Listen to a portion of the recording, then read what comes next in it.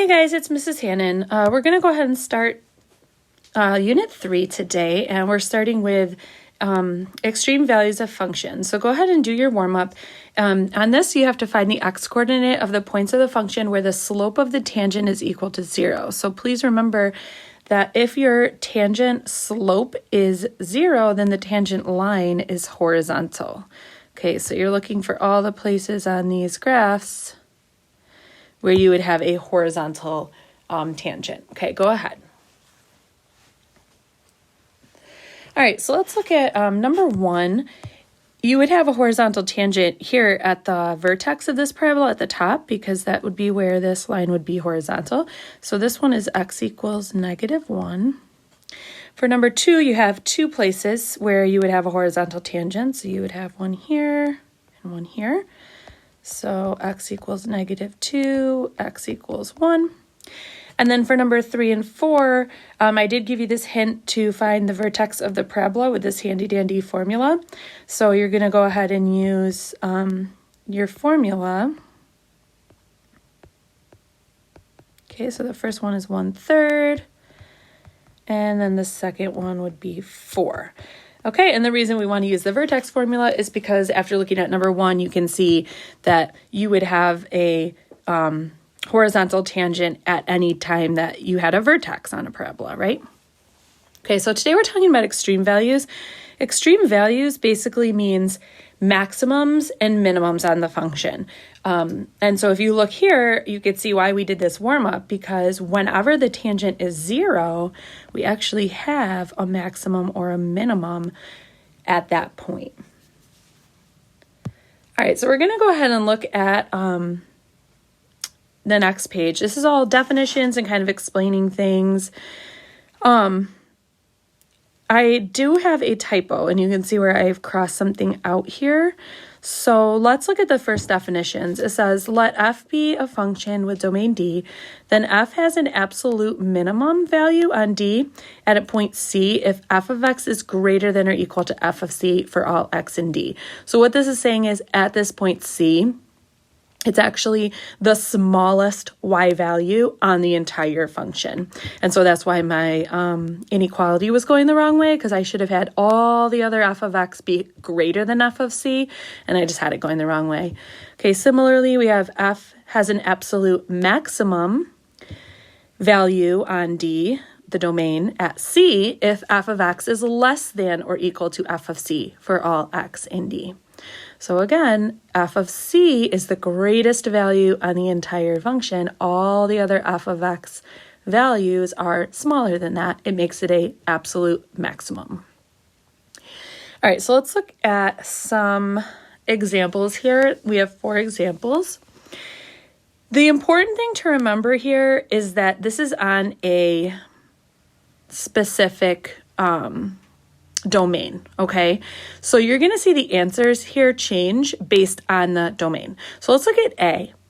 Notice on A, you can see right here in the middle, the domain is -infinity to +infinity.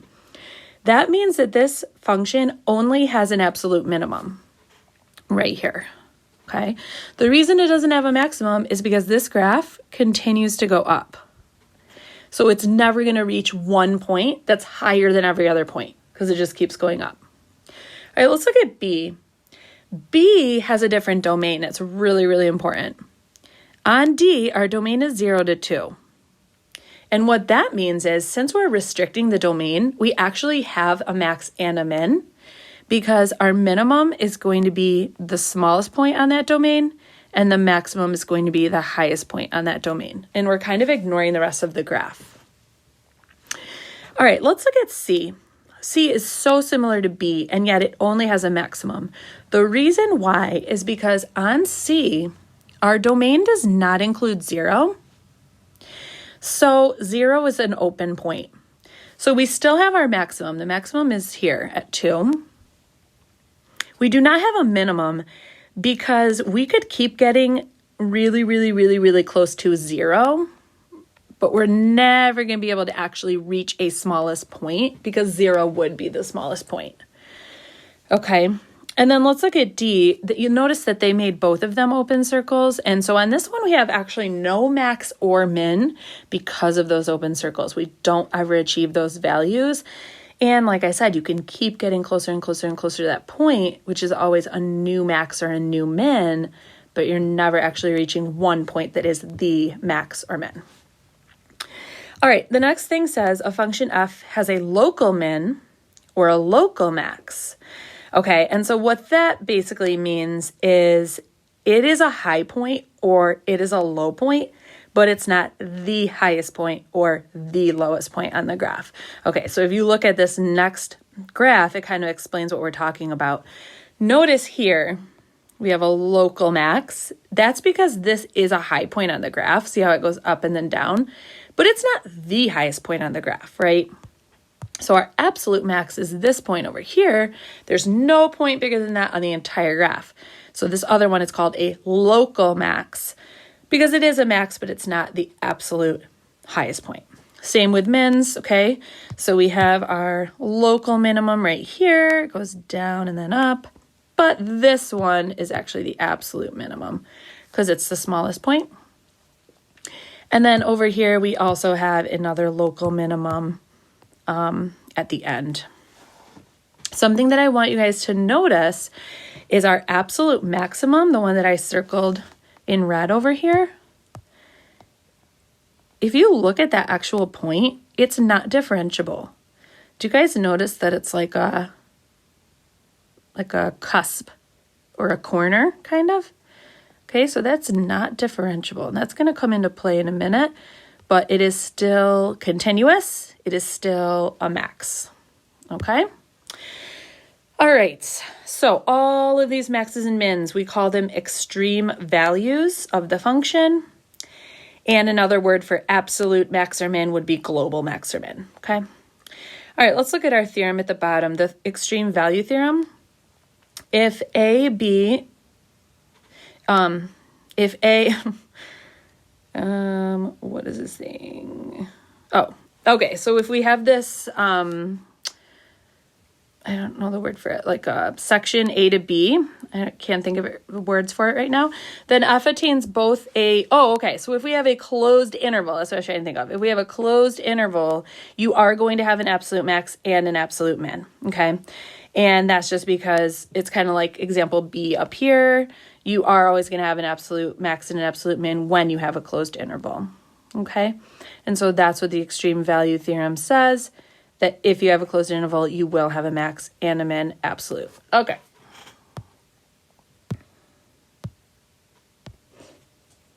All right, on the next page, we're going to actually get to finding some extreme values, some extrema. And you're going to see the first thing is kind of like what we did in our warm-up. It's called the first derivative theorem for local extreme values. And basically it says that if f has a local max or min value at an interior point in its domain, then the derivative of that point is going to be 0. And it's kind of like what we were talking about on the warm-up, that when you have a max or a min, the tangent of that is 0, okay, because it's peaking. And so at that point, you have a tangent with a slope of 0. All right, an interior point of the domain of a function f where f prime is 0 or undefined is called a critical point of f. Okay, so that's what we're going to be talking about here today is critical points. Critical points are anywhere where your derivative is 0, anywhere where your derivative is undefined, and also some of your critical points are going to be the endpoints, right? Because those could also be maxes or mins when you have a closed interval. All right, so let's try number 1. So what we're going to do is we're going to kind of collect all of our critical points. Critical points. Okay. And so 2 of our critical points are going to be -2 and 1 because those are the endpoints of our interval. Our other critical points, we have to take the derivative. So let's do f prime of x. That's going to be 2x. We want to set that equal to 0. And we get x equals 0. Okay, so we have 3 critical points, -1, 0, or sorry, -2, 0, and 1. And now we just take each of those and we plug them into the function.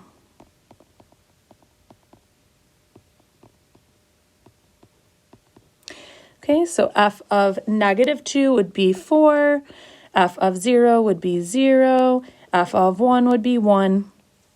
Okay, and so now we look at these 3, and it looks like our absolute minimum value is going to be at 0.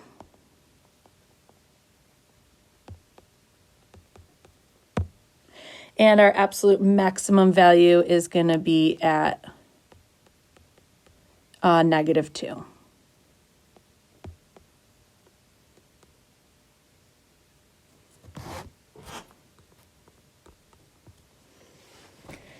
Okay, let's try number 2. Find the absolute maximum and minimum values of f of x equals 10x quantity 2 minus natural log x on the interval from 1 to e squared. Okay, so our critical points, we know we're going to have 1 and e squared.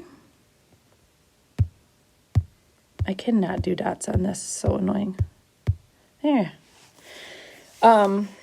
And then we have to find our other critical points, so we do that by taking the derivative. Okay, so we have a choice. We could do product rule, or we could distribute the 10x, and we're still going to have to do product rule. So let's just start with product rule right off the bat. Okay, so we have f prime of x equals, derivative of the first is 10 times the second, plus derivative of the second is -1 over x times the first. Okay, so this gives me, I want to set it equal to 0. So this gives me 20 minus 10 natural log x minus 10. So that gives me 10 minus 10 natural log x. Pull out a 10. I'm just going to keep going down. I don't have the room. Cannot write small on this. Okay. The 10, we can just divide by that. It kind of goes away. So now we're going to add the natural log of x to the other side. And so we get natural log x equals 1. So this is basically saying what exponent do I want on e to give me an answer of 1. Basically, what I'm asking, what e to the x equals 1, what would x be? And so that would obviously be 0, because 0 gives me a 1. All right, so I have my 3 critical points. 0,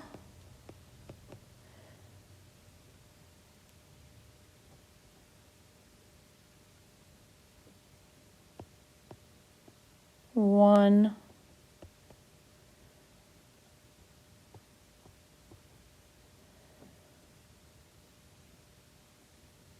oh wait, I'm sorry, I messed this up.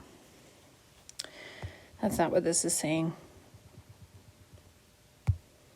This is saying e to the 1 equals x, sorry. So x is e. Hopefully you caught that. And you are just waiting for me to figure it out. Okay, so e, oops, I want to start with 1. 1's the smallest. 1, e, and e squared. All right, so we're going to plug these into f. Okay, so f of 1 gives me 20. At least that's what I got, but no, I don't trust myself. Let me plug it in. 10, 2 minus natural log of 1. That's what equals 0. Okay, the natural log of 1 is 0. That's why we're getting 20 there. Okay, that works. F of e, if I plug in e, so I get 10e, 10 times e, 2 minus natural log of e. The natural log of e is just 1. So 2 minus 1 is 1, so this just gives me 10e. And then for e squared, 10e squared, and then 2 minus natural log e squared. Natural log of e squared, the natural log and the e cancel, and I just get 2. So 2 minus 2 is 0, so this gives me 0. All right, so final answer, we have our absolute min at e squared. That's the smallest value that we got. And then our absolute max is going to be at E, because 10E is bigger than 20. E is like 2 point something, so.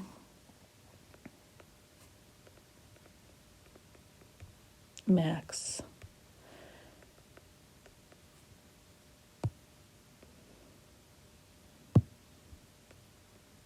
Okay. FYI, if you graphed this, I just want to show you what it would look like so that it helps make a little bit more sense.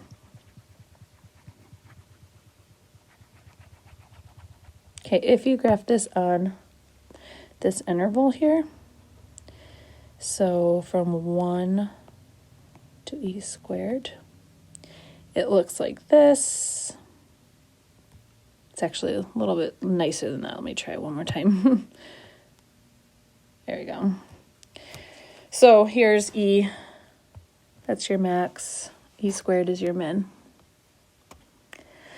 All right, let's look at number 3. Find the absolute max and min values of f of x equals x to the 2/3 on the interval -2 to 3. Okay, so -2 and 3 are 2 of our critical values because they're endpoints. Critical points.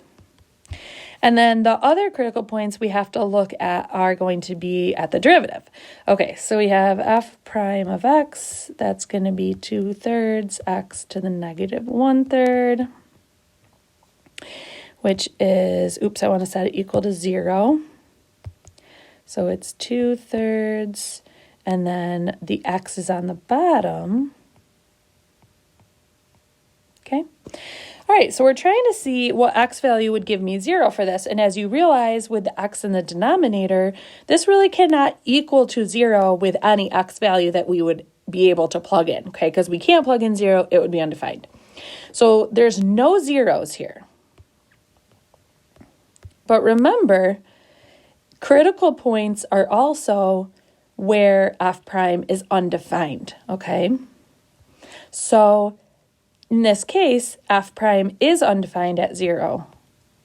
So 0, it's undefined. And so 0 is actually one of our critical points as well. All right, so let's use our 3 critical points. We have -2, 0, and 3. And now we want to plug each of those in to f. Okay, so let's start with 0. That's going to be 0. For 3, it's going to be 3 squared, which is 9, and then the cubed root of 9. For -2, it's going to be -2 squared, which is 4, and then the cubed root of 4. Okay, so our absolute max is going to be at 3. Max at 3. That's an at sign. And then our min is going to be at 0. Abs min at 0. Okay, and then just so you guys can see what this would look like if you graphed it, I'll show you. And you can see why we have kind of the outcome that we did. This looks like this. Here is -2, and then here's 3. And what you notice is at 0, it is not differentiable. Okay, it's a cusp, but it is a min. So that's why we got that.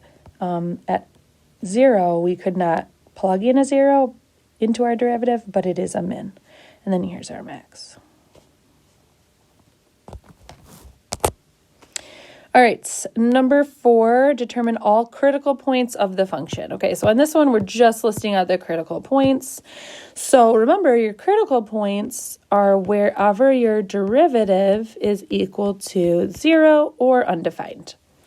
Okay, so on this one, we do want to take the derivative, and you're noticing that it's going to be chain rule as well as product rule. Okay, so let's go ahead and do that. So we have f prime of x. All right, we have derivative of the first. So we're going to bring the 2 down in front, keep the 2x minus 1 the same. The 2 goes to a 1 times the derivative of the inside, which is 2, times the second. Plus derivative of the second. 2 comes down in front, x minus 4. 2 becomes a 1. Derivative of the inside is 1 times the first. All right. We are going to factor by grouping, I guess, a little bit on this. What we're going to do is we're going to factor anything that's the same in these two parts of the, on either side of the plus. We're going to take everything out that's the same. Okay, so we can take 2 out.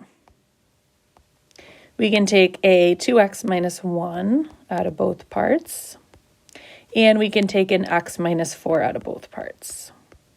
All right, so we just took that out. Now we have to see what's left. And this is all in parentheses. Okay, so let's look at the first part. We took out a 2. We took out a 2x minus 1. We took out an x minus 4. So what we have left is 1, 2, and 1x minus 4. Plus, on the other part, we took out a 2. We took out a 2x minus 1. And we took out an x minus 4. So there's 1, 2x minus 1 left. All right, so now let's just try to simplify this a little bit. So we have 2x minus 1, x minus 4. I do want to reduce this second or third big parenthesis here. So I would get 2x minus 8 plus 2x minus 1. That gives me 4x minus 9. Okay, at this point, I'm setting this equal to 0.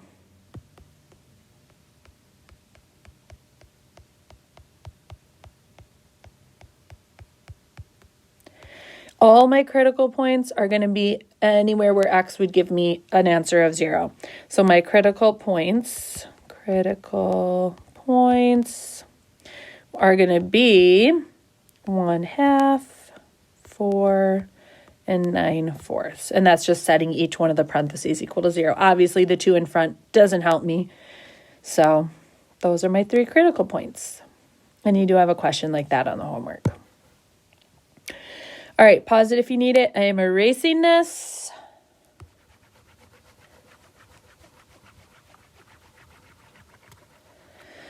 All right, number 5, find the extreme values, absolute and local, of the function over its natural domain.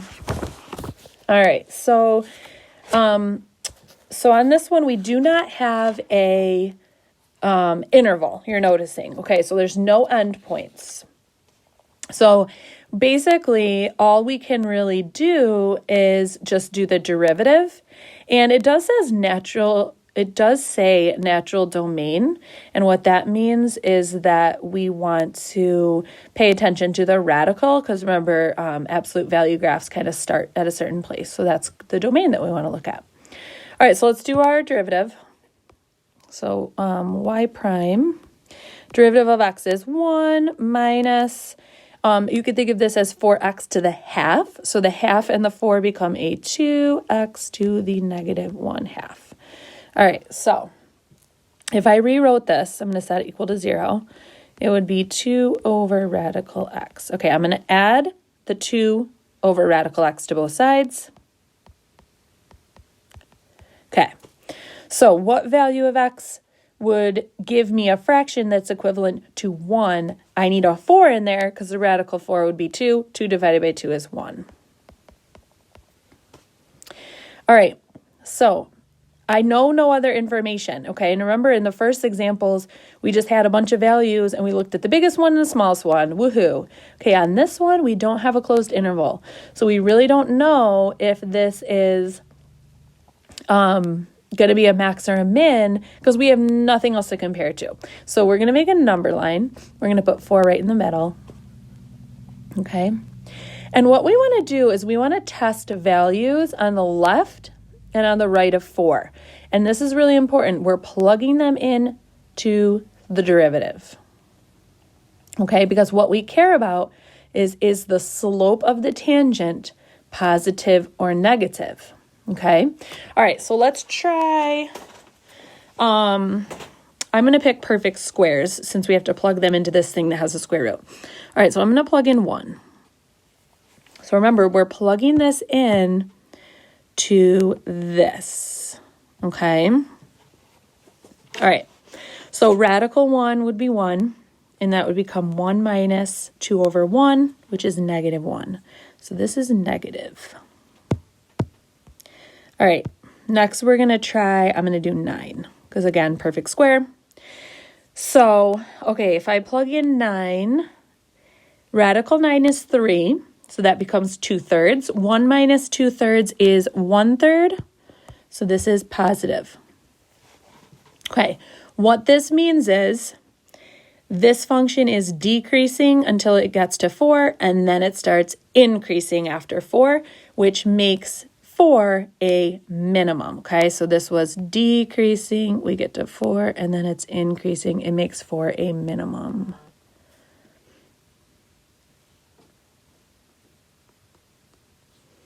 All right, to see if it's an absolute minimum or a relative minimum or a local minimum, we do want to look at the graph. By the way, if you did not bring home your graphing calculator, you are going to have some problems in some of the parts that say sketch a graph. You can just skip those or maybe ask a friend who you know has their calculator to help you with those parts, send you a picture of the graph or something. Okay, so let's look at this. This is the graph of this right here. And so you'll see here, this is 4. This is actually our absolute minimum. There's nothing lower than that. And then you can also see that we have local max at 0. Okay, at that point, it's the highest thing around. So that would be a local max. There is no absolute max on this. All right, you are trying your homework. Good luck with that, and I will talk to you guys soon.